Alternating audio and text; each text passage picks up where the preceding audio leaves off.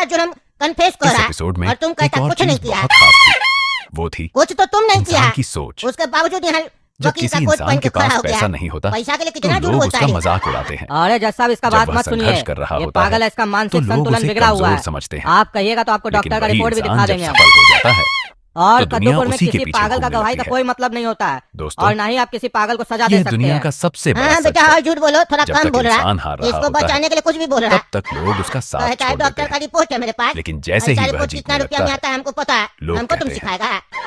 हमें तो पहले से पता था झूठ बोल रहा है। कि यह एक और ये दिन लड़का भी बड़ा acting आदमी कर रहा है बनेगा। पागल होने का, इसीलिए फालतू बकवास इस कर रहा था एपिसोड कि में भी आपको यकीन हो कुछ जाए कि ऐसा ये ही पागल देखने है। को मिला।